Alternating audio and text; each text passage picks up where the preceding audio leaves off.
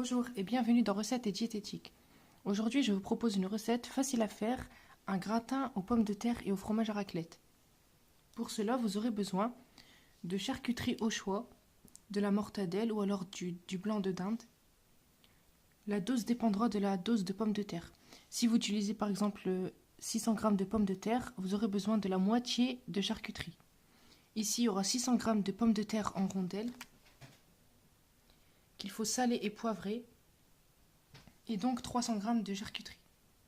Vous aurez aussi besoin de à peu près 250 g ou 300 g de fromage à raclette, et enfin de la béchamel, dont la recette est postée sur la chaîne. Passons maintenant à la réalisation de la recette. Pour cela, on commence par verser la moitié des pommes de terre sur un moule à gratin, ou alors un moule comme celui-ci, et bien évidemment il faut l'huiler avant, afin que les pommes de terre ne collent pas à la cuisson. Ensuite, on continue avec la béchamel. On badigeonne toutes les pommes de terre d'un peu de sauce béchamel afin de les humidifier.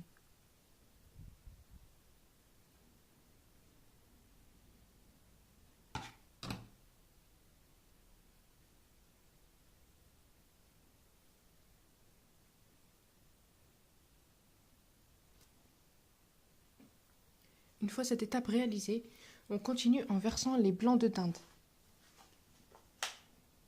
un peu partout.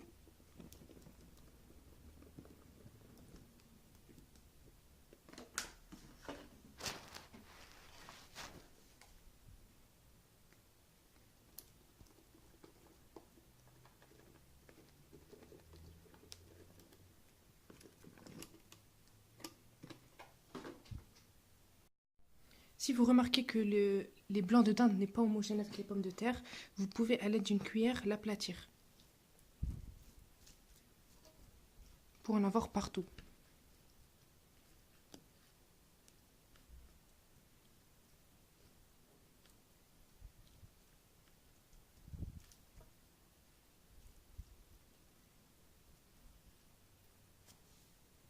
Maintenant, on poursuit avec une couche légère de béchamel.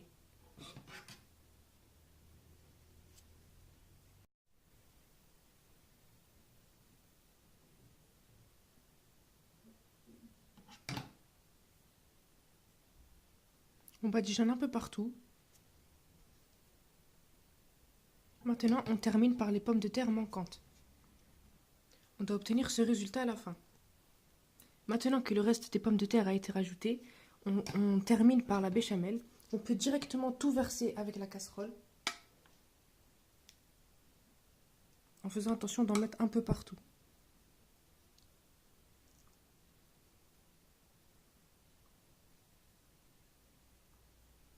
Si vous n'avez pas de béchamel, vous pouvez aussi utiliser de la crème liquide.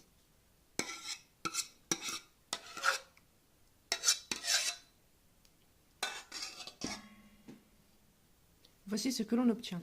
Maintenant, il ne reste plus qu'à déposer les morceaux de fromage à raclette.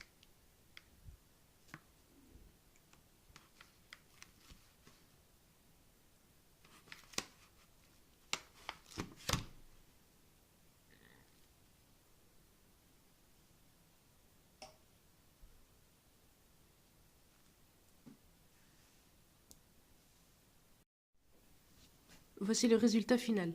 Maintenant, il ne reste plus qu'à le mettre à cuire jusqu'à ce que le fromage fonde et les pommes de terre soient tendres.